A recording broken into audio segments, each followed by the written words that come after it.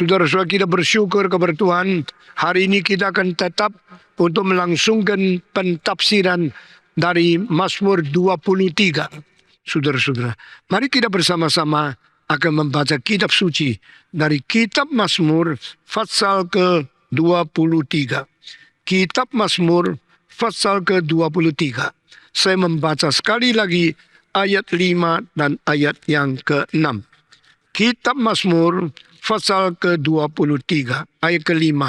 Engkau menyediakan hidangan bagiku di hadapan lawanku. Engkau mengurapi kepalaku dengan minyak. Pialaku penuh melimpah. Kebajikan dan kemurahan belaka akan mengikuti aku seumur hidupku. Dan aku akan diam dalam rumah Tuhan sepanjang masa.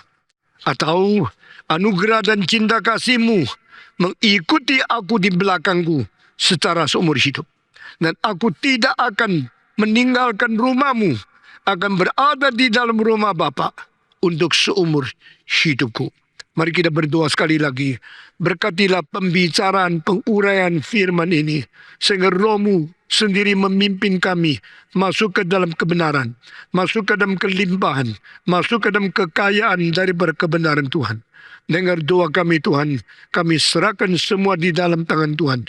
Demi nama Yesus Kristus, penebus dan juru selamat kami yang hidup. Amin.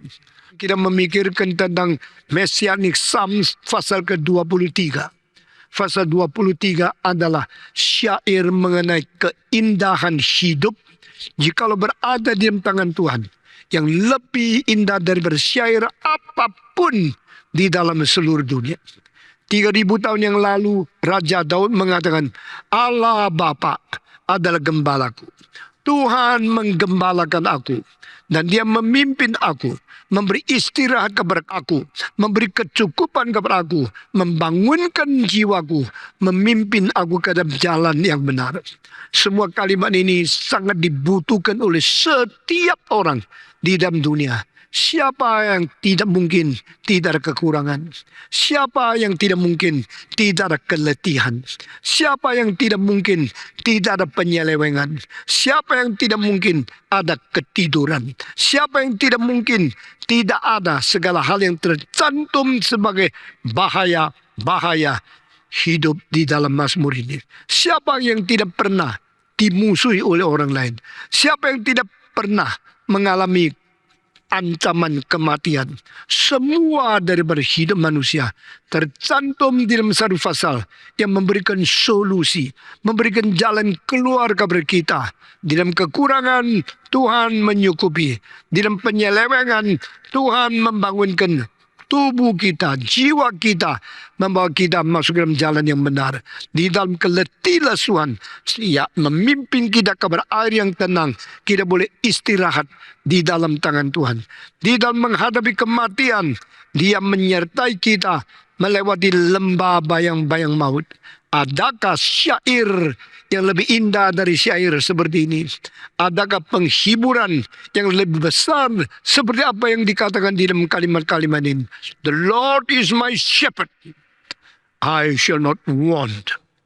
Aku tidak berkekurangan apa-apa, karena Tuhan memberikan segala kecukupan kepada manusia yang hidup di dalam dunia ini. Di dalam ayat yang kelima kita melihat 3 hal yang besar sekali. Di sini Dia mengatakan, engkau menyediakan hidangan bagiku di hadapan lawanku. Hidangan merupakan selebrasi. Hidangan merupakan satu perayaan.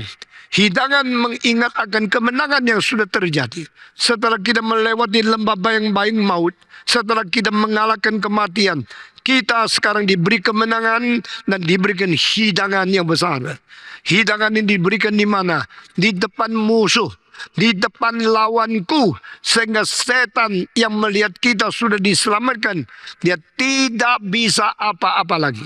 Dalam Roma pasal 8 dari ayat 31 sampai 37 berkata, kata siapa yang bisa katakan apa lagi jikalau Tuhan membela kita? Siapa yang bisa menjadi musuh kita? Jika Tuhan sudah memilih kita, siapa yang bisa menjadi akusor kita? Jika Tuhan telah menyertai kita dan Tuhan telah memberikan cinta kasih kepada kita di dalam anaknya yang tunggal Yesus Kristus, siapakah, apakah, benda apakah, mara bahaya apakah yang memisahkan kita dari cinta kasih Allah yang tersimpan di dalam Yesus Kristus? Kita adalah orang-orang yang ditebus, orang-orang dicintai oleh Tuhan, dan Tuhan tidak meninggalkan kita. Tuhan tidak membuang kita. Dia terus menjaga, terus memelihara, terus memimpin kita berjalan di dalam jalan yang benar. Saudara-saudara sekalian, bukan saja demikian, engkau mengurapi kepalaku dengan minyak dan engkau menjadikan saya penuh di dalam piala. Saudara-saudara, semua ayat-ayat yang sudah kita bahas begitu banyak kali mengandung arti-arti yang lebih mendalam daripada apa yang mungkin kita pikirkan. Saudara-saudara, urapan minyak di kepala berarti otak kita, pikiran kita dipenuhi dengan Roh Kudus. Nah, ini melampaui semua filsafat yang tertinggi di dalam dunia. Karena filsafat menganggap manusia boleh pikir segala sesuatu dengan kemampuan diri yang dicipta oleh Tuhan. Tapi Tuhan mengatakan, kau mempunyai kemampuan berpikir karena engkau dicipta oleh Tuhan. Tapi Tuhan akan memberikan Roh Kudus memimpin pikiranmu. Pikiran individu, pikiran independen, pikiran setiap orang menganggap diri pintar tanpa diurapi oleh Roh Kudus, itu tetap bahaya adanya. Bagaimana pintarnya pikiran bisa salah, bagaimana tinggi pendidikan pikiran itu bisa menyeleweng. Itu sebab kepala kita perlu mendapatkan urapan dari Roh Kudus. Kalau Roh Kudus itu roh bijaksana, dia mengurapi kita, maka bijaksana kita terpimpin oleh Tuhan sendiri.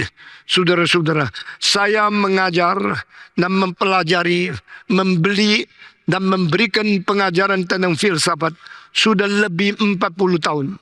Daripada orang-orang paling kuno, Thales, Anaximenes, Lucretius, Empedocles, Heraklitos, sampai Socrates, Plato, lalu Aristoteles, sampai semua orang-orang filosof di dalam zaman kuno saya mengajar. Dan saya membandingkan lagi dengan filsafat daripada Jerman, dari Prancis, dari Itali, dari Spanyol, dari Amerika. Dan semua saya bawa, saya atur dan diadili di bawah kitab suci. Saya tetap merasa firman Tuhan jauh lebih tinggi daripada bijaksana manusia di dalam pelajaran filsafat.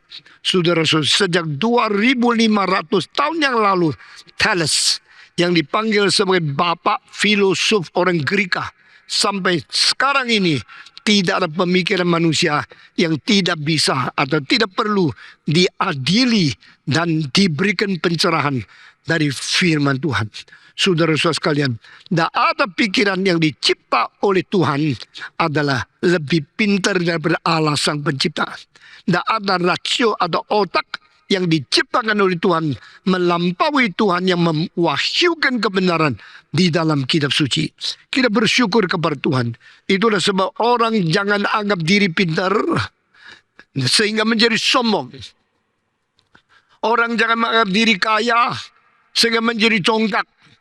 Orang jangan kira berkuasa sehingga kita menganggap kita mempunyai kemampuan untuk membanggakan diri. Alkitab berkata orang kaya jangan sombong karena kekayaan. Orang pintar jangan sombong karena kepintaran. Orang berkuasa jangan sombong karena kuasanya. Jikalau engkau mau membanggakan sesuatu, banggalah di hadapan Tuhan. Waktu kita mau membanggakan diri karena kekuasaan, karena ilmu, atau karena uang di hadapan Tuhan, engkau begitu melihat Tuhan, baru sadar engkau orang yang miskin luar biasa. Engkau bodoh luar biasa. Engkau sama sekali mempunyai kuasa apa-apa. Sehingga kita tidak boleh sombong karena kita mempunyai uang. Karena uang itu hanya pinjaman saja. Jangan kira kita mempunyai kuasa yang tinggi sehingga sombong. Kuasa itu hanya ujian saja. Jangan kita sombong karena kita elok, kita cantik, kita sehat. Segala sesuatu yang akan lewat. Saudara-saudara, beberapa puluh tahun lalu banyak orang kaya. Di manakah mereka? Di kuburan. Berapa puluh tahun yang lalu banyak bintang film yang paling cantik. Sekarang bagaimana? Sekarang di rumah jompo. Saudara-saudara. Berapa banyak tahun, puluhan tahun yang lalu, banyak orang mempunyai ilmu yang tinggi, sekarang sudah meninggal dunia. Semua pengetahuan di dunia ini hanya sementara. Semua ilmu, semua kekuatan, semua kebanggaan, semua kesombongan, semua kekayaan itu tidak bisa dibawa. Itu sebab jangan kita bersandarkan diri dan menjadi sombong, merebut atau menghina kuasa dan kemuliaan Tuhan. Mari kita selalu menjadi rendah hati, senantiasa menjunjung tinggi Tuhan, dan selalu memberikan kemuliaan kembali kepada Allah yang berada di tempat maha tinggi. Saudara-saudara sekalian, dunia ini sementara akan lewat. Hanya mereka menjalankan kehendak Allah, tetap kekal sampai selama-lamanya. Saudara-saudara, di manakah Hitler? Di manakah Mao Zedong? Di manakah orang kaya seperti Rockefeller? Mereka semua hanya puluhan tahun di dunia ini saja. Berbahagialah orang beriman kepada Tuhan dan bersandar kepada Dia, mentegakkan hidupnya yang bernilai di hadapan Tuhan untuk selama-lamanya. Di sini dikatakan Dia memberikan cawanku penuh cawan, dan cawan itu sampai mengalir keluar karena saking penuhnya. Apa artinya? Berarti berkat Tuhan kepada kita mengalami sesuatu berkat sehingga akhirnya kita boleh melimpahkan hidup. Tuhan berkata, aku memberikan hidup, bahkan memberikan hidup yang berkelimpahan kepada manusia. Tuhan tidak mau kita hidup dalam kemiskinan. Tuhan tidak mau kita hidup dalam kekurangan. Tuhan mau kita hidup dengan anugerah yang limpah. Tapi di sini jangan pikir tentang uang. Ada orang yang banyak uang hidupnya miskin. Ada orang yang tidak banyak uang hidup yang limpah. Asal engkau bisa mengeluarkan bahagia untuk memberkati orang lain, engkau orang kaya. Jika orang yang uangnya banyak, tapi penuh pengomelan, penuh keadaan bersungut-sungut, tidak pernah mempunyai ucapan syukur kepada Tuhan, dan tidak ada orang mendapat berkat apapun daripada dia, orang ini bukan orang kaya. Saudara-saudara, orang kaya adalah orang yang bisa menghadapi hidup yang penuh dengan kesulitan semua, tetap mempunyai ketenangan di hati, dan bisa mengalirkan sukacita untuk memberkati orang lain. Itu orang kaya yang sungguh-sungguh. Saya mau tanya, selama engkau hidup di dalam dunia, orang yang dekat sama engkau mendapatkan berkat apa? Selama engkau hidup di dalam dunia, di mana engkau berada, engkau memberikan berkat kepada orang lain. Berkat apa? Apakah orang dekat kepada engkau hanya mendengarkan sungut-sungut, bicara-bicara kritik, dan tak pernah puas daripada mulutmu? Atau di mana engkau berada, engkau selalu mengalirkan sukacita, perdamaian, bahagia, pengharapan, dan semua moral yang tinggi untuk menjadi berkat dan membimbing orang lain kembali kepada sumber kebenaran? Saudara-saudara, where are you? The place where you are you becoming a blessing for others? Biar orang dekat dengan kita, baik keluarga kita, baik orang-orang yang menjadi tetangga kita, baik kenalan kita, begitu mereka hidup dengan kita, mereka rasa ada keharuman Kristus yang keluar daripada hidup kita, menjadi berkat bagi mereka. Setiap kali kita bicara sesuatu, kita memberikan pengharapan kepada orang lain, kita memberikan anugerah kepada orang lain, orang mendengar merasa hidupnya seperti tanah kering yang dihujani, seperti tanah yang sudah begitu gersang diberikan embun, sehingga mereka boleh mulai mendapatkan gairah hidup, mendairkan sesuatu nurturing power, sehingga mereka boleh bertumbuh karena ada berkat yang keluar dari hidup kita. Itu namanya cawanku dipenuhi dan cawanku mengalir. Saudara-saudara, sekali lagi saya bicara kepada saudara tentang cawan. Di dalam Alkitab catat cawan, cawan, cawan, cawan. Pada waktu kita menerima perjamuan suci, kita menerima roti dari Tuhan, kita menerima cawan dari Tuhan. Berarti yang berada di dalam tangan Tuhan. Cawan yang isi sesuatu. Sekarang kita minum menjadi milik kita. Menjadi sesuatu yang memberikan kepada kita bahagia. Memberikan kepada kita nutrisi hidup. Memberikan kepada kita gizi dari rohani kita masing-masing. Saudara-saudara, the cup. Alkitab mengatakan tentang cup. Cup. Begitu banyak ayat mengenai cawan. Saya akan berkata kepada saudara melalui pemindahan cawan 4 tempat. Pertama, cawan di dalam tangan Allah Bapa. Ini tercantum di dalam kitab Nabi Yeremia. Tuhan berkata, aku akan menyuruh negara-negara semua di dunia ini, bangsa-bangsa yang melawan aku, supaya mereka menerima cawan dari tanganku.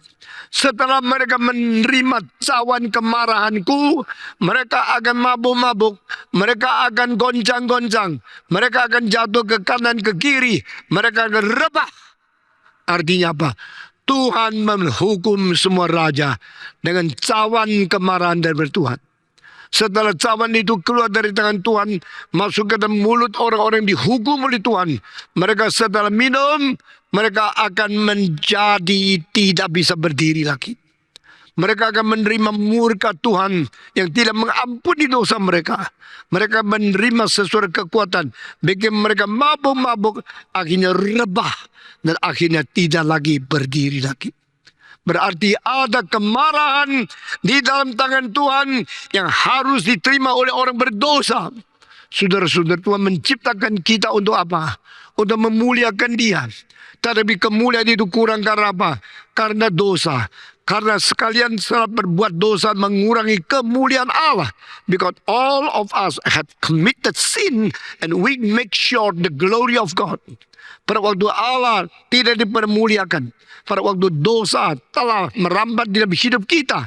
Pada waktu kita mempermalukan Tuhan.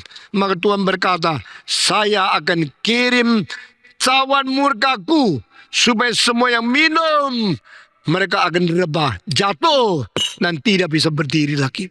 Mereka akan mabuk-mabuk karena cawan itu. Saudara-saudara, di dalam sejarah, raja kalau panggil seseorang ke istana, orang biasanya ketakutan dulu. Karena tidak tahu kalau dipanggil untuk apa. Kalau surat raja, panggil engkau datang menghadapi kaisar. Pertama engkau gemetar. Ini kali saya dipanggil. Kira-kira ada apa? Raja mau menghadiahkan saya, mengumumkan naik pangkatnya saya, mengumumkan memberikan tanah berapa puluh hektar, atau memberikan berapa ons atau berapa kilo emas perak kepada saya. Gemetar dulu. Kalau saya pergi menghadapi kaisar, bukan mendapat berkat, tapi dapat kutukan, dapat hakiman, dapat vonis sesuatu yang mematikan saya. Saya mungkin setelah menghadapi dia, tidak bisa pulang menemukan istri, tidak bisa bertemu dengan anak lagi. Bahkan kalau raja panggil, selalu teka-teki, what should I face? Apa yang saya hadapi? Apa yang saya akan hadapi? Lalu mereka pamitan dengan istri sama anak-anak. Saya dipanggil kaisar, dan saya tidak tahu pulang atau tidak. Doakan saya, supaya saya selamat. Dan kalau dia sudah sampai di kaisar, kaisar mengatakan silakan duduk di sini. Saya tanya berapa soal. Bagaimana cara pemerintahanmu di dalam daerah itu? Bagaimana penarikan pajak? Engkau jalankan bagaimana? Sudah ditanya selesai. Raja mengatakan sekarang dengar vonis saya. Laporan-laporan dan penyelidikan tentang kamu sudah selesai. Sehingga di dalam tangan saya, bukti-bukti engkau korupsi. Bukti-bukti engkau telah curi uang dari kas negara. Bukti-bukti engkau tidak setia kepada saya. Maka di dalam peribahasa Tionghoa, satu kalimat, can. Makinya potong kepala. Kalau kalimat itu sudah keluar dari raja, maka tidak ada hari depan lagi. Engkau bagaimana menolak? Prajurit-prajurit yang paling kuat menarik engkau keluar, lalu engkau dipenggal kepala. Selesailah kasus engkau. Tapi kadang-kadang raja mengatakan, saya sudah menemukan kesalahanmu. Itu sebab engkau dipukul 50 kali, dengan pukulan yang berat sekali sampai badannya berdarah, kulitnya lecet semua, lalu masuk ke penjara. Kadang-kadang raja ketawa-ketawa mengatakan engkau tidak dipotong kepala, engkau tidak dipukul, engkau tidak dimasuk penjara, tapi sekarang saya memberikan engkau cangkir ini, engkau harus minum. Nah, ini yang menakutkan. Karena di dalam cara membunuh orang yang paling cepat selain potong kepala ada minum cawan yang ada racun yang paling berat. Racun yang paling berat itu ada namanya Hot Ting Hong. Hot Ting Hong itu dari semacam burung yang cucutnya sini warna merah. Dan dari situ ada racun yang berat sekali. Kalau itu dicampurkan pupurnya ke dalam anggur, maka begitu engkau minum, tidak sampai setengah jam, engkau rebah dan engkau mati. Saudara-saudara, kalau raja mengatakan beri dia anggur ini, suruh dia minum. Lalu orang itu mulai tanya, apa dalamnya? Racun apa yang dimasukkan? Suruh saya minum. Ini pemberian raja, tak boleh ditolak. Silakan minum. Lalu waktu engkau dengan gemetar angkat cawan itu masuk ke dalam mulutmu, berarti ajalmu sudah tiba. Di dalam sejarah dunia ada seorang namanya Socrates. Orang ini salah seorang yang paling baik di dalam sejarah. Salah seorang yang paling pintar di dalam sejarah. Socrates mentegakkan dan merubah sifat dan merubah studi filsafat untuk mempengaruhi seluruh dunia sejak 2400 tahun yang lalu.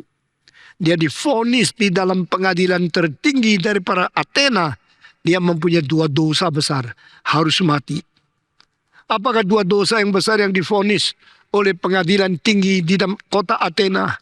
Dia dianggap seorang ateis. Kedua, dia dianggap berdosa menghasut pemuda-pemudi. Kalau ditanya, mengapa dia dituduh sebagai ateis?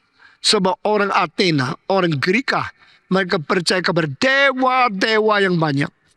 Dewa musik Muse, dewa dari seni Apollo, dewa cinta Aphrodite, dewa api Prometheus, dewa dari semua dewa Jupiter.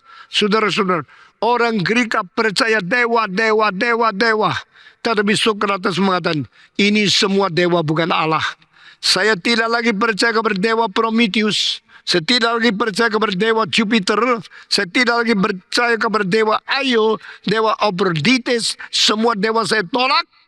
Lalu orang tanya, engkau tidak percaya ada Allah-Allah ini? Saya bukan tidak percaya ada Allah-Allah ini. Saya percaya Allah yang sejati, bukan Allah-Allah ini. Siapa Allah sejati? Allah sejati Allah yang esa. Allah lebih tinggi dari semua dewa. Allah yang berada di surga. Allah yang kita tidak lihat. Apa itu? Itu kepercayaan yang membangkang. Kepercayaan melawan kebudayaan seluruh Greka. Kepercayaan yang menolak dewa-dewa Greka. Engkau ateis. Pada waktu Socrates divonis sebagai ateis, lalu ditanya, jadi kalau engkau menganggap ateis, apa hukumannya? Orang ateis tidak boleh hidup di tanah Greka. Orang ateis tidak ada perlindungan dari dewa. Dia harus dibunuh, dimatikan. Dosa pertama. Dosa kedua, Socrates diberikan vonis. Dosanya menghasut pemuda. Karena apa? Karena dia profesor. Dia seorang filosof. Dia sering kumpulkan pemuda-pemudi. Belajar filsafat sama dia. Maka mereka mengatakan engkau telah menghasut generasi kedua. Supaya mereka seperti kamu tidak percaya dewa. Mereka mengikuti engkau membangkang akan bangsa Greka. Mereka dihasut oleh engkau. Engkau ajar mereka untuk melawan agama kita. Itu sebab vonis dari dosa kedua. Engkau harus mati. Jadi dua dosa ini membunuh Socrates. Pertama, dia dituduh ateis. Kedua, dia dituduh penghasut pemuda. Pendidik yang salah. Lalu dia masukkan penjara. Waktu Socrates dimasukkan ke dalam penjara, dia hatinya tenang luar biasa. Dia penuh sejahtera dan damai. Tidak pernah mengeluh. Dia tidak pernah mencela. Dan dia tidak bersungut-sungut. Kenapa pengadilan begitu tidak adil? Saya tidak berbuat salah. Saya tidak berbuat jahat. Saya tidak menipu. Saya tidak pernah coreng. Saya tidak pernah pakai cara curang untuk berdagang dan sebagainya. Dia tenang saja di dalam penjara itu. Murid-murid Sokrates begitu banyak. Mereka datang meninjau dia, melihat dia, menyamang dia yang harus mati. Lalu mereka dapat kabar, hari keberapa dia harus minum cawan yang berbisa, yaitu beracun, lalu meninggal dunia. Makin dekat hari itu, murid-muridnya makin gelisah. Karena berapa hari lagi? 3 hari lagi, 2 hari lagi, besok pagi, guru kita yang agung akan meninggal dunia. Saudara-saudara, malam sebelum meninggal dunia, banyak muridnya kumpul di dalam rumah penjara itu. Karena ini hari terakhir. Dan waktu itu banyak yang nangis, banyak yang berkata, guru, masakan engkau tidak bersalah apa-apa besok harus mati? Bagaimana perasaanmu? Sokrates menjawab, perasaanku tenang, hatiku stabil, karena saya tahu saya tidak berbuat dosa apa-apa. Kalau begini jangan mati dong guru. Kalau engkau pergi kita mau berguru kepada siapa? Engkau filosof yang begitu besar. Sokrates kasih tahu sama kita harus kemana. Sokrates berkata kepada mereka, belajarlah filsafat. Belajarlah kebenaran seumur hidup. Meskipun setelah saya mati, engkau terus penyelidikan. Tapi kita tidak ada guru yang baik seperti engkau lagi. Engkau akan mati. Sokrates mengatakan, jangan sedih bagi saya. Kematian tidak usah ditakuti. Kematian hanya sehelai pintu yang membawa engkau dari sini ke sana. Setelah engkau dari sini ke sana, engkau bukan mati.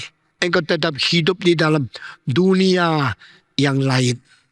Pada satu hari engkau kembali lagi ke sini. Ternyata Sokrates percaya reinkarnasi. Dia dipengaruhi oleh Pythagoras. Dan dia menganggap ajaran Pythagoras yang mirip dengan ajaran dari Buddhisme dan Hindu. Itu bisa diterima. Kalau kita mati, kita pergi ke dunia lain. Lalu dari dunia lain orang kembali lagi. Lahir jadi bayi. Reinkarnasi diingat dan dipercaya oleh Sokrates. Sehingga dia tidak rasa dia mati. Dia tidak rasa dia perlu khawatir. Memang ini ajaran lawan sama Alkitab. Tapi zaman itu Yesus belum datang. Orang-orang dari Greek tidak mengerti wahyu dari kitab suci perjanjian lama atau perjanjian baru. Sehingga dia percaya reinkarnasi. Saudara-saudara, muridnya termasuk 4 minor Socratic School of Philosophy. 4 aliran minor. Daripada Socratic School menurun ke bawah. Banyak filosof-filosof. Termasuk Kroton. Termasuk salah satu murid yang paling penting dari Sokrates. Namanya Plato. Kumpul bersama di kamar dia. Saudara-saudara. Dan setelah mereka pergi. Malam-malam itu penjaga dari penjara. Yaitu seorang yang mencintai Sokrates. Dia datang sendiri. Berkata kepada Sokrates, di tangan saya ada pintu penjara. Saya penjaga penjara ini yang paling penting. Saya merasa pengadilan salah. Saya merasa vonisnya tidak adil. Saya merasa engkau tidak seharusnya mati. Itu sebab izinkan saya hari ini membuka pintu penjara. Saya melepaskan engkau. Setelah saya melepaskan engkau, saya akan dikejar, saya akan dibunuh, saya mungkin bunuh diri, saya mungkin melarikan diri. Pokoknya saya percaya selama saya hidup, saya tidak memperbolehkan engkau mati. Saya tidak izinkan engkau dibunuh. Tolong Sokrates, dengar nasihat saya. Saya buka pintu menyelamatkan engkau. Sirana engkau keluar daripada penjara. Engkau pergi simpan sampai satu hari pengadilan bertobat. Atau mereka menyesal. Mereka kembali lagi mengajar sebagai guru filsafat yang besar ini. Sokrates menjawab, tidak. Saya tidak akan keluar karena engkau buka pintu. Sebab saya dari muda sampai sekarang seorang penduduk dari negara Kerika yang setia kepada pemerintah. Jikalau pemerintah salah, itu urusan pemerintah, bukan urusan saya. Kalau mereka boleh salah, mereka bertanggung jawab atas kesalahan. Saya kenapa melawan pemerintah? Saya mau menjadi teladan, menjadi satu contoh yang baik bagi seluruh bangsa, bahwa saya patuh kepada pemerintah. Saya tetap setia kepada negara. Sokrates mempunyai kekuatan daripada dalil moral yang begitu ketat. Dan dia mengatakan, tidak usah nangis untuk saya. Tidak usah sedih kalau saya mati. Karena kematian hanya membawa ke dunia akhirat. Saya masih berada di situ. Saya tidak musnah. Saya tidak hilang. Saya tidak binasa. Orang itu menangis. Tolong kalau mungkin. Saya buka pintu engkau keluar.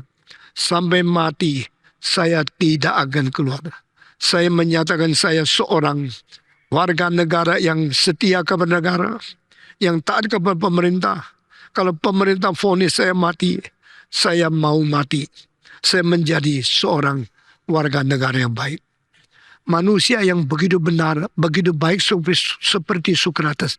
Sedikit sekali dia sejarah. Akhirnya malam itu dia tidur dengan tenang. Tunggu hari kematian tiba.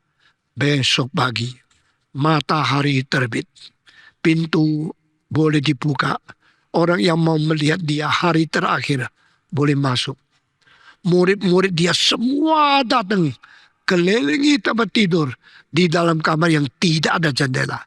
Istri Sokrates juga datang. Membawa anak Sokrates yang kecil juga datang. Pada waktu istrinya, anaknya sudah bicara sama dia. Nangis terus. Karena sudah waktunya tidak lama lagi minum racun dan harus mati. Pada saat itu semua murid dia ada yang gemetar, ada yang nangis, ada yang tutup mata. Tidak mau lihat situasi bagaimanapun. Karena ini saat-saat terakhir. Pada saat itu Sokrates mengatakan satu kalimat. Bawa nyonyaku sama anak pulang. Karena wanita tidak mungkin bisa melihat suaminya mati di dalam keadaan begitu sengsara. Bawa dulu keluar. Dia adalah wanita yang tidak kuat emosinya. Melihat suaminya harus dibunuh mati di sini. Mereka membawa istrinya keluar dari kamar dia. Naik di tangga. Lalu mereka mulai pergi. Waktu istrinya meninggalkan dia. Kepalanya terus menoleh. Terus melihat Sokrates. Yang duduk dengan gagah, dengan tenang, menanti tidak lama lagi disodorkan cawan racun itu. Saudara-saudara, Sokrates waktu itu sudah tiba waktu istrinya sudah pergi, lalu pintu ditutup kembali. Ada seorang masuk, bawa satu cawan yang namanya samlok. Samlok adalah obat paling racun di dalam zamannya dari Sokrates. Sudah diberikan kepada dia. Lalu semua nangis. Semua menderu-deru. Dan Sokrates berkata, diamlah. Jangan nangis untuk saya. Karena saya tahu setelah mati saya masih ada. Mati tidak melenyapkan hidup. Mati adalah membawa kita kepada dunia yang lain. Nah ini lukisannya. Di tempat yang jauh, di tempat gelap itu. Ada istri sama anak yang sedang meninggalkan. Lalu seorang memberikan cawan kepada dia. Dengan tutup mata tidak mau melihat. Lalu Sokrates dengan tenang ambil cawan itu. Tangan kirinya menuju ke surga. Berkata, we are going there. They will come here. We are going there. Every one of us, we should die. Nah, ini adalah satu detik terakhir. Di paling depan seorang yang sudah sangat tua. Tundukkan kepala. Mungkin itu kerotot. Di depan dia seorang pakai baju merah. Ini mungkin terbaik muridnya yaitu Plato. Saudara-saudara. Plato umur 20 mulai belajar filsafat dari Sokrates. Waktu itu Sokrates umur 60. 8 tahun kemudian Sokrates harus mati di dalam umur 68. Dan Plato umur 28. Saat Plato mengikut Sokrates, dia tidak pernah memikirkan meninggalkan gurunya. Karena dia mengetahui gurunya penuh bijaksana. Gurunya penuh pengetahuan. Mengikut 8 tahun belum dapat apa-apa. Dia mau ikut terus menerus. Tapi pada waktu dia harus meninggalkan Sokrates, hanya satu sebab. Karena Sokrates mati. Sehingga tak ada kesempatan belajar dari gurunya lagi. Saudara-saudara, pada waktu sebelum Sokrates mati, dia mendadak panggil muridnya namanya Kroton. Kroton, please pay my debt. Aku masih hutang seekor ayam kepada seorang dewa. Sekarang belilah seekor ayam. Bunuhlah ayam itu. Bayarlah sebagai persembahan kepada seorang dewa. Pada waktu dia masih muda, dia percaya dewa itu ada. Waktu dia tua, dia percaya hanya Allah yang sejati. Dia tidak percaya lagi dewa-dewa orang Greka yang sangat immoral itu. Tapi dulu, waktu dia percaya dewa itu, dia pernah janji memberikan persembahan seekor ayam kepada dewa itu. Dan setelah dia tua, dia ingat, saya belum melunaskan janjiku. Maka dia minta Kroton, tolong bayar utang. Tolong jadikan utang saya dilunaskan. Saudara-saudara, inilah perbedaan Sokrates dengan Yesus Kristus. Pada waktu Yesus sebelum mati, dia membayar utang orang berdosa. Dan berkata, Allah Bapa, ampunilah mereka. Karena apa yang mereka perbuat mereka tidak tahu. Bedanya Sokrates sama Yesus Kristus. Sokrates sebelum mati minta orang bayar utang dia. Yesus Kristus sebelum mati bayar utang untuk orang lain. Ini perbedaan orang paling agung di dunia dibanding dengan anak Allah yang tunggal. Saudara-saudara, semenjak saya menjadi hamba Tuhan, saya juga mengajar filsafat. Dan saya sering membayangkan, sering membandingkan kalimat-kalimat yang paling agung dari orang-orang paling besar di dalam sejarah dunia ini dengan Yesus Kristus anak Allah yang tunggal itu. Lalu saya menemukan semua kalimat yang keluar dari mulut-mulut orang yang paling agung di dalam dunia adalah hasil kalimat orang berdosa. Hanya Kristus mengeluarkan kalimat dari jiwa yang tidak pernah berdosa. Itulah the qualitative difference between Jesus Christ as the Son of God in compare with other religion founders as the descendants of Adam, orang-orang yang berdosa. Setelah dia mengatakan kalimat itu, maka dia minum obat racun itu.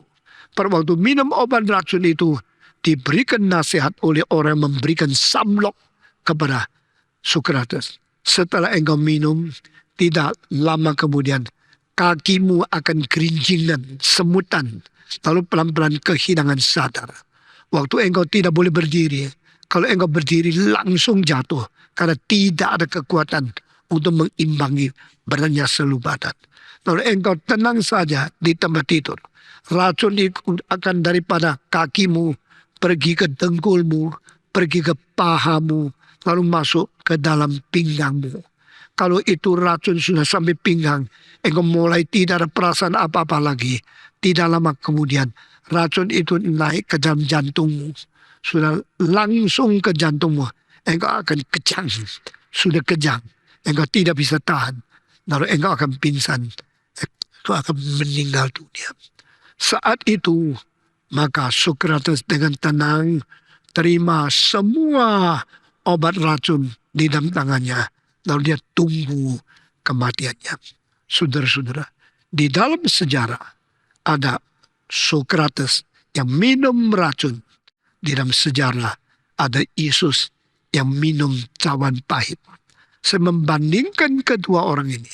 Kedua orang-orang besar. Kedua orang-orang berani. Kedua orang yang rela mengkorbankan diri. Menyangkal diri demi keselamatan, demi kebaikan bagi orang lain. Sokrates tidak menyelamatkan. Dan Sokrates cuma katakan setelah saya mati, saya pergi ke tempat yang lain. Saya masih hidup. Jangan khawatir. Yesus Kristus yang mengatakan, aku mengalirkan darah bagimu supaya menebus dosamu. Minumlah cawan ini. Minumlah roti ini. Maka engkau mendapatkan hidup yang kekal. di dalam dirimu untuk selama-lamanya. Begitu berbeda antara anak Allah dan orang paling agung di dalam dunia ini. Saudara-saudara sekalian, pada waktu Sukras meminum cawan itu, lihat minum cawan yang beracun untuk bunuh diri. Waktu Yesus minum cawan itu, dia minum cawan mengganti engkau dan saya supaya kita tidak perlu dihukum oleh Tuhan. Kita bersyukur kepada Tuhan. Yesus berkata, Tuhan Allah, tolong singkirkan cawan ini. Sehingga kalau boleh, aku tidak menerima cawan ini. Disambung dengan kalimat, tetapi bukan menurut kehendakku, kehendakmu yang jadi. Waktu Yesus menerima cawan, dia menerima dengan mengganti. Karena dia tidak perlu mati. Dia rela mati mengganti engkau dan saya. Dan saudara-saudara, waktu Yesus mendoakan cawan itu disingkirkan 3 kali. Tuhan sudah dengar doanya? Sudah. Tuhan menjawab doanya? Sudah. Tuhan mengkabulkan permintaannya? Tidak. Engkau minta cawan itu disingkirkan. Saya bukan saja tidak singkirkan. Saya suruh malaikat turun kepada engkau. Memberi kekuatan kepada engkau. Sehingga minum habis setiap tetes daripada cawan itu. Supaya Yesus mengganti engkau. Dan mengganti saya menerima hukuman. Saudara, cawan yang berada di tangan Allah Bapa, cawan kemurkaan. Cawan yang dipindah ke dalam cawan Yesus Kristus, menjadi cawan kepahitan. Yesus tolak, Yesus buang, tidak. Yesus minum sampai habis. Tidak ada satu tetes yang dia sisa. Dia menerima semua kepahitan, semua kemarahan, semua hukuman yang seharusnya engkau dan saya terima. Diterima oleh Yesus. Setiap tetes. Setiap tetes. Dia terima sampai habis. Dia yang menerima hukuman. Dia menerima kepahitan. Dia menerima keadilan. Dia menerima kemarahan Tuhan. Sehingga kemarahan Tuhan tidak ada yang disisa untuk engkau. Untuk menghakimi saya. Kita bersyukur kepada Tuhan. This is the test. The sacrifice of substitution. Satu penggantian. Yesus menerima. Kita yang tidak usah terima. Yesus yang dihukum. Kita yang diampuni. Yesus yang dikutuk. Kita yang diberkati. Yesus yang terbelenggu. Kita yang dibebaskan. Yesus yang mati. Kita yang hidup. Ini namanya keselamatan. Ini namanya penebusan. Ini namanya substitusi. The sacrifice of the substitution. Christ died for you and Christ died for me. Christ died to replace you and to replace me. Christ died to bore our sins and the punishment, all the wrath and the judgment from God to set us free from His wrath and His judgment. Kita bisa lepaskan daripada kemarahan Tuhan. Kita bisa diloloskan daripada kemarahan dan penghakiman Tuhan untuk selama-lamanya. Karena Kristus menerima semua. Karena bilurnya kita disembuhkan. Karena hukumannya kita dapat sejahtera. Karena kutukan yang diterimanya, kita mendapatkan anugerah dan berkat Tuhan. Hari ini kita menjadi orang bagaimanapun, itu adalah semata-mata anugerah Tuhan. We are set free. We are redeemed. We had been atoned by Jesus Christ. Karena penebusan itu menjadi kuasa pembebasan untuk menjadikan kita orang baru. We are new creation. You are new creature. We are redeemed. We are forgiven. We are saved. We are to be born again by the Holy Spirit because the death of Jesus Christ. Ini kedua. Lalu cawan yang diterima Yesus, semua diterima. Itu dipindahkan ke dalam tangan Roh Kudus. Allah Bapa, cawan murka. Allah Anak, cawan sengsara. Allah Roh Kudus, cawan karunia. Alkitab mengatakan Paulus, we all have drunk from one spirit. Kita sudah dibaptiskan dalam Roh Kudus. Kita telah menerima cawan daripada satu roh. Kita menerima cawan dari Roh Kudus. Cawan yang sudah kosong diminum oleh Yesus Kristus, dipindah ke Roh Kudus, diisi dengan berkat, diisi dengan karunia, diisi dengan segala anugerah Tuhan yang penuh, sehingga kita tidak usah lagi ketakutan dihukum. Kita sekarang meminum, bukan minum kemarahan, bukan minum kesengsaraan, karena itu sudah diminum oleh Yesus Kristus. Lalu diganti dengan anugerah, dengan berkat, dengan karunia, dengan karisma. Saudara-saudara, sehingga Roh Kudus memberikan kepada kita cawan-cawan karisma.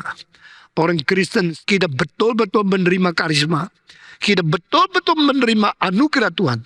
Kita betul-betul telah dipenuhi dengan karunia-karunia. Bukan karunia bicara tak karu-karuan. Bukan karunia gemetar-gemetar. Bukan karunia terpingsan lalu ketawa-ketawa tidak habis-habis.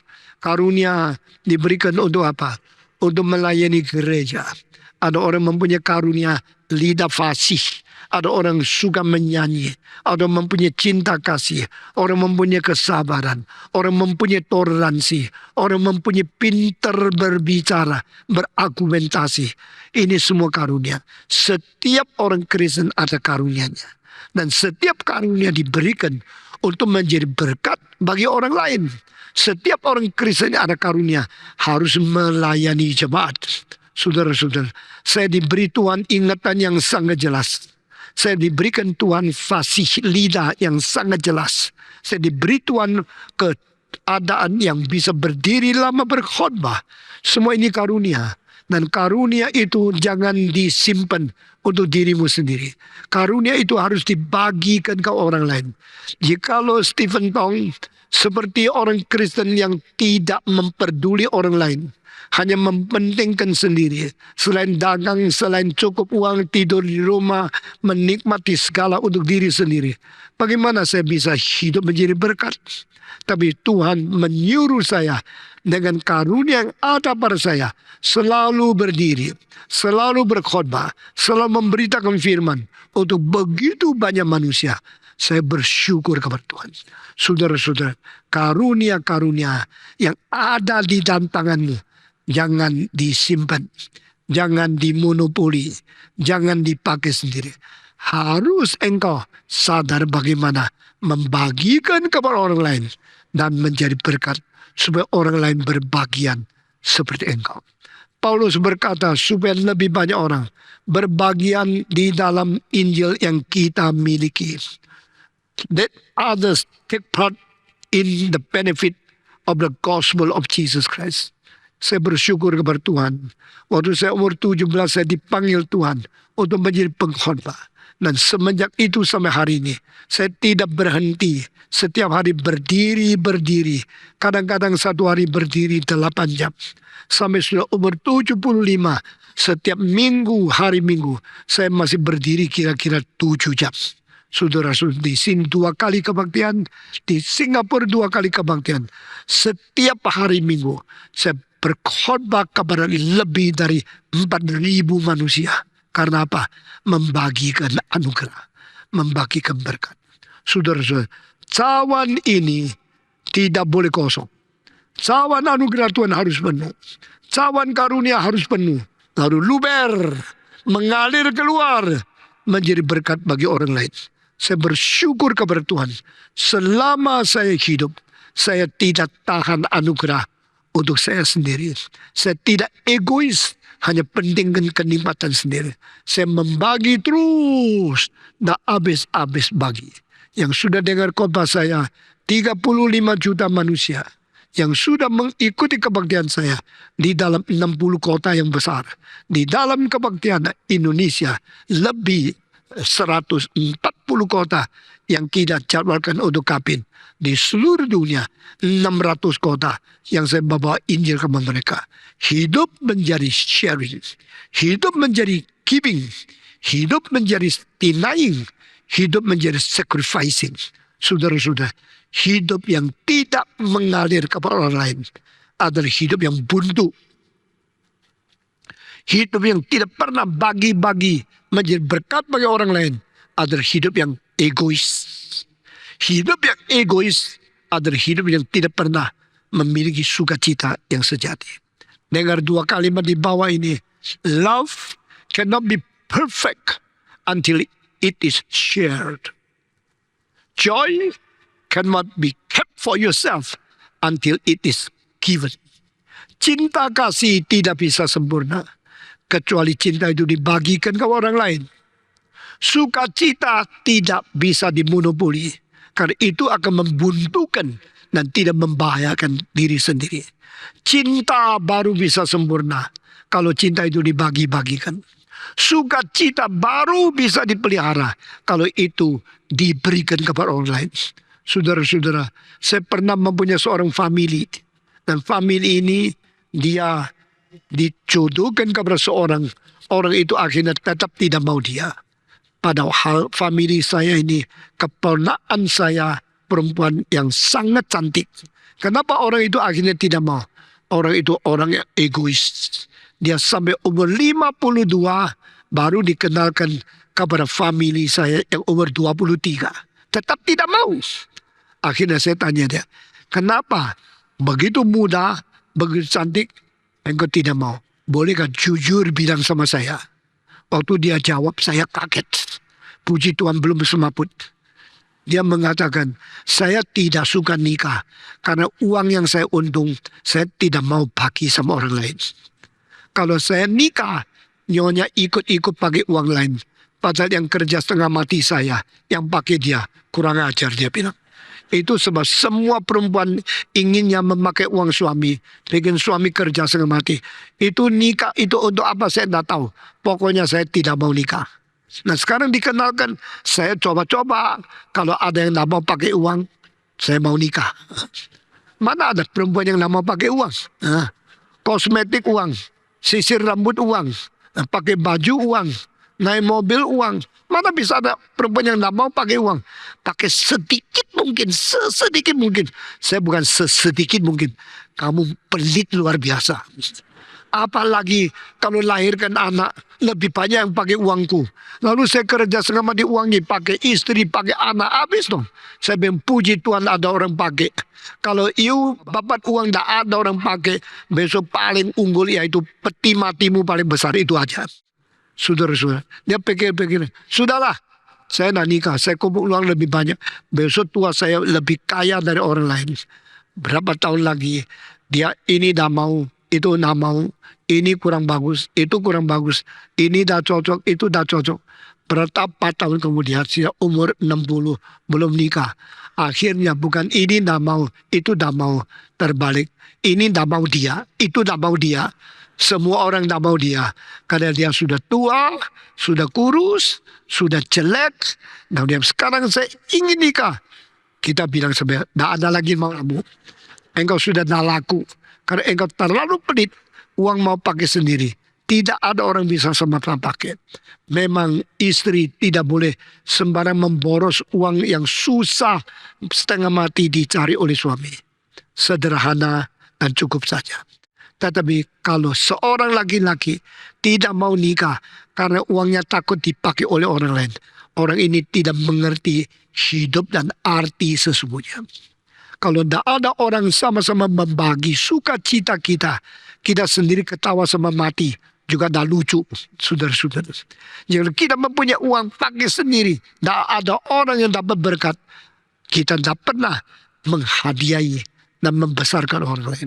Dengan uang yang engkau invest, uang yang engkau pakai, membesarkan anak-anakmu, ini menjadi berkat bagi masyarakat. Ibu saya meninggal dunia umur 68. Dia umur 33, kematian suami menjadi janda. Dengan susah payah, dia membesarkan 8 anak sebagai seorang janda di dalam zaman peperangan dengan Jepang. Waktu sebelum dia mati, dia mengatakan berapa kalimat kepada saya. Saya mengalirkan air mata mendengar. Waktu engkau masih kecil, papamu sudah meninggal. Saya masih cantik dan banyak orang lamar. Saya tolak semua. Saya janji kepada Tuhan menjadi seorang janda yang sejati, yang tidak menikah lagi sampai mati. Seperti apa yang dicatat Alkitab, janda sudah sampai umur 60 baru membuktikan dia janda sejati. Saya tidak akan menikah seumur hidup. Tetapi saya kasih tahu, waktu engkau kecil, cari uang membesarkan engkau berapa susah adanya. Dari pagi sampai malam, saya mesti jahit pakaian. Mendapatkan uang ongkos jahit untuk membesarkan enak. Engkau satu-satu sekarang sudah besar. Dengar kalimat ini. Seumur hidup, saya meskipun cari uang membesar engkau, tidak pernah saya sisihkan berapa rupiah uang untuk beli satu mangkok bakmi untuk nikmat saya sendiri. Saya punya uang semua invest di perutmu.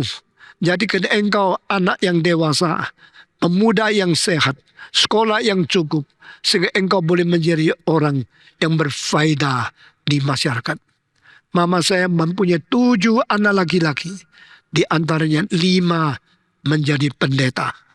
Mama saya berkata kepada saya, itulah investasiku. Aku sendiri tidak pernah menikmati restoran yang enak. Aku sendiri tidak pernah pergi makan sendiri samangkok bakmi untuk diriku sendiri. Semua uang yang saya ada bagi untuk anak. Semua saya ada bikin besar engkau. Supaya engkau boleh menjadi orang berguna. Engkau boleh dipakai Tuhan.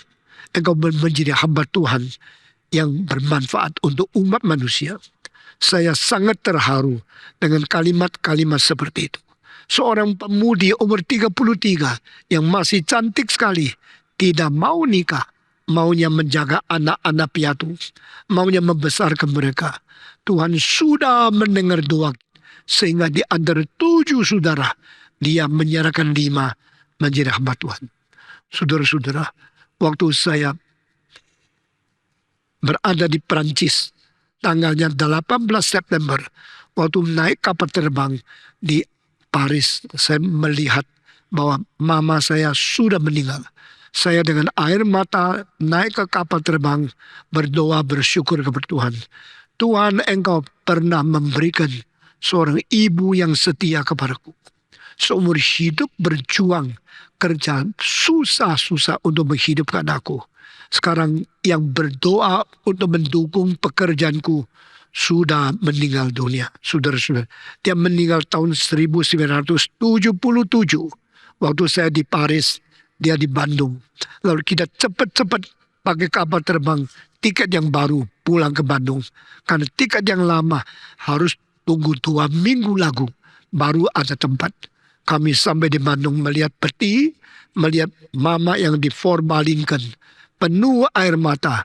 Dan saya menyanyi satu lagu yang saya bikin sendiri. Mother, mother, why you have gone so fast? Karena begitu cepat engkau sudah pergi. Engkau tidak ada harta. Engkau menyerahkan anak kepada Tuhan. Engkau sepanjang hidup berdoa untuk mendukung pekerjaan anak-anakmu yang melayani Tuhan. Kiranya kita boleh ketemu lagi pada waktu Tuhan tetapkan harinya. Saudara-saudara, saya bersyukur kepada Tuhan. Tuhan memberikan orang yang membagi hidup, membagi anugerah, membagi bakat, membagi talenta, sehingga kita mendapat berkat. Jikalau engkau mempunyai cinta dipakai sendiri, engkau tidak mungkin sempurna. Seorang perempuan yang tidak nikah tidak pernah terlalu merasa puas. Tapi seorang perempuan yang sudah nikah, menyusui anak, kerja berat untuk anak, dia baru menempuh hidup yang mempunyai arti. Karena hidupnya sudah dibagikan. Pada waktu engkau melihat seorang ibu menggendong seorang anak, mata anak melihat kepada ibunya, mata ibu melihat kepada anaknya, engkau sedang melihat lukisan yang terindah di dalam alam semesta. Because love is given, joy is shared to others. Waktu cinta kasih, waktu sukacita dibagi-bagikan kepada orang lain, barulah hidup itu penuh dengan arti. Demikian orang Kristen. Jika engkau sudah diselamatkan, engkau sudah diampuni dosa. Nah, engkau belum pernah mengabar Injil, belum pernah memberitahu Injil kepada orang lain, memperkenalkan Yesus. Engkau belum pernah mengerti arti hidup sepenuhnya sebagai orang Kristen. Gereja ini satu gereja yang diberkati oleh Tuhan. Karena sudah lebih 1.200 anggota dari GRII pergi ke KKR regional, pergi ke Kapin, pergi melihat bagaimana Injil dikabarkan, bagaimana memberitakan firman Yesus kepada orang lain. Waktu engkau melihat orang datang ke depan karena pelayanan engkau akan berkata, Tuhan, saya tidak percaya engkau juga mau pakai saya. Waktu engkau pergi ke KKR regional, beritakan Yesus kepada anak-anak sekolah, lalu mereka angkat tangan menerima Yesus Kristus. Saya kira tidak ada sukacita lebih besar daripada sukacita membagikan anugerah Tuhan kepada orang lain. Saudara-saudara, cawan ini di dalam tangan Allah, cawan murka. Waktu dipindahkan cawan Yesus, cawan kepahitan yang diterima. Waktu dipindah ke dalam tangan Roh Kudus, menjadi cawan talenta dan anugerah. Waktu dipindah kepada kita, menjadi cawan yang meluber, cawan yang membagi berkat kepada orang lain. Saudara-saudara, inilah kalimat mengenai dia memenuhi cawanku sambil meluberkan. Ini memberikan inspirasi kepada kita. To be a man who share your life, share your love, share your salvation, share your spiritual maturity to others. Jadi orang lain mendapat berkat karena kita share, kita membagikan. Yang ada uang, jangan lupa menolong orang miskin. Yang ada bakat, jangan lupa melayani orang lain. Yang ada talenta, jangan lupa melayani gereja. Karena hidup bukan untuk sendiri, hidup untuk orang lain. Ada orang ketakutan istrinya mengambil uang. Ada orang yang ketakutan kalau uang dipakai oleh Tuhan. Istri saya pada permulaan pernikahan sampai seumur hidup sering ingat saya, jangan lupa persembahan. Uang yang Tuhan berikan kepada engkau, jangan hanya untuk pakai sendiri. Jangan lupa untuk persembahan. Saudara-saudara, mari kita belajar. Beri, bukan hanya untuk diri sendiri. Begitu banyak orang terlalu pintar, mereka tidak pernah pakai uang. Kalau mereka invest 1 rupiah, mereka ingin mendapatkan 10 rupiah. Tapi persembahan bukan begini. Persembahan bukan untuk obtain, bukan untuk to get, but to give. Waktu persembahan itu sungguh-sungguh untuk Tuhan, kita beri kepada Tuhan. Kita beri kepada pekerjaan Tuhan. Kita beri kepada gereja. Kita beri kepada orang suci. Kita beri dalam penginjilan. Dengan demikian, Tuhan tidak melupakan kita. Kalau sudah jalankan 2 hal ini, yaitu kepala diurapi oleh minyak, cawan meluberkan anugerah Tuhan, maka janji terakhir di sini, seumur hidup kasih dan karunia Allah mengikuti kita selama-lamanya. Apa artinya? Engkau mempunyai jejak kaki, depan ada pimpinan Tuhan, belakang ada berkat Tuhan. Maksudnya apa? Dia terus mendorong engkau. Dia terus mencukupi engkau. Sehingga di belakang bukan dikejar musuh. Bukan dikejar oleh kecelakaan. Diikuti dengan kebenaran. Diikuti dengan cinta kasih dan anugerah. Daud pada waktu di dunia sering diikuti dengan segala bahaya.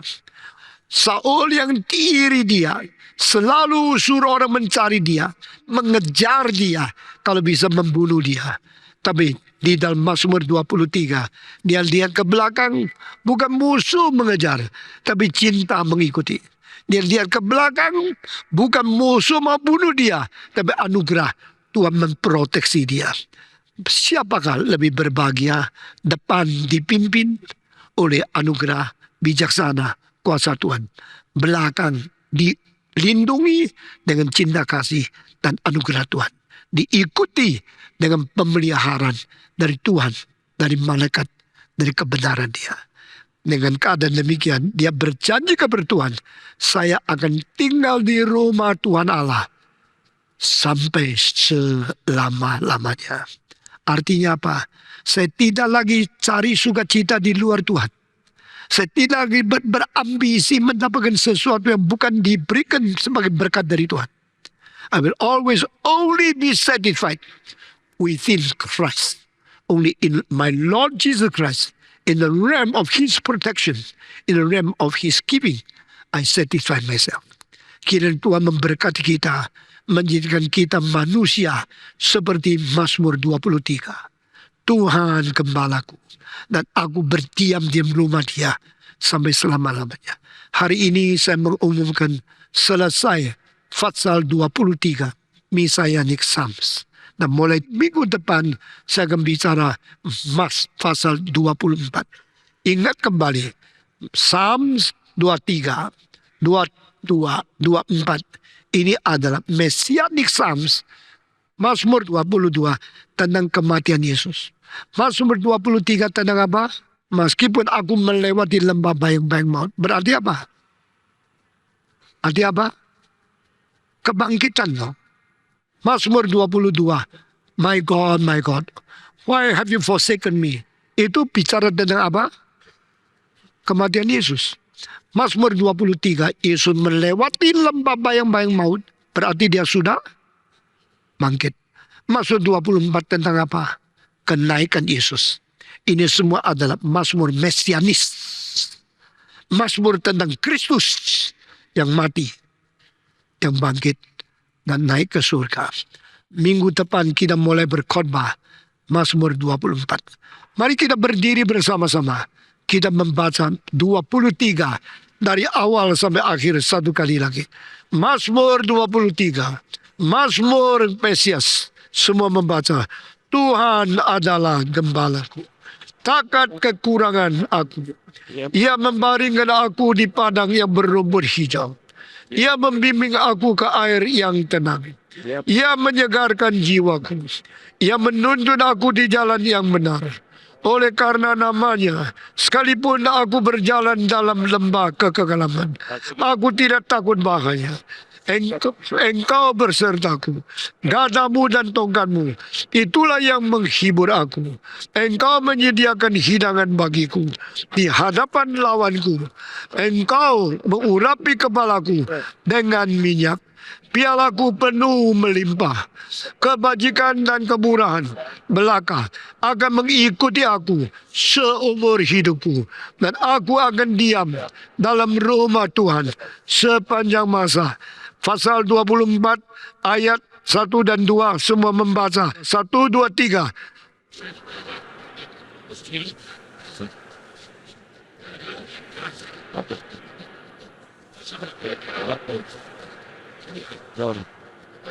Oke, membaca ayat 7, 8 semua. 1, 2, 3. Angkatlah kepalamu, hai pintu-pintu gerbang, dan terangkatlah kamu, hai pintu-pintu yang berabad-abad, supaya masuk Raja kemuliaanmu. Siapakah itu Raja kemuliaan? Tuhan Jaya yang perkasa. Tuhan perkasa dalam peperangan. Angkatlah kepalamu, hai pintu-pintu gerbang, dan terangkatlah kamu, hai pintu-pintu yang berabad-abad, supaya masuk Raja kemuliaan. Apa artinya? Yesus akan kembali ke surga, dan pintu berabad-abad itu akan terbuka menyambut Yesus yang bangkit. Jadi pasal 22 kematian Yesus. Pasal 23 kebangkitan Yesus. Pasal 24 kenaikan Yesus Kristus. Sekarang kita akan bersama-sama akan mengiklarkan iman rasuli. Semua mengiklarkan iman rasuli. Aku percaya kepada Allah, Bapa yang Maha Kuasa, Khalik langit dan bumi, dan kepada Yesus Kristus, anaknya yang tunggal Tuhan kita, yang dikandung dari Roh Kudus, lahir dari anak darah Maria, yang menderita sengsara di bawah pemerintahan Pontius Pilatus, disalibkan, mati dan dikuburkan, turun ke dalam kerajaan maut, pada hari yang ketiga, bangkit pula dari antara orang mati, naik ke surga, duduk di sebelah kanan Allah, Bapa yang Maha Kuasa, dan dari sana ia akan datang untuk menghakimi orang yang hidup dan yang mati. Aku percaya kepada Roh Kudus, gereja yang kudus dan am, persekutuan orang kudus, pengampunan dosa, kebangkitan tubuh, dan hidup yang kekal. Amin.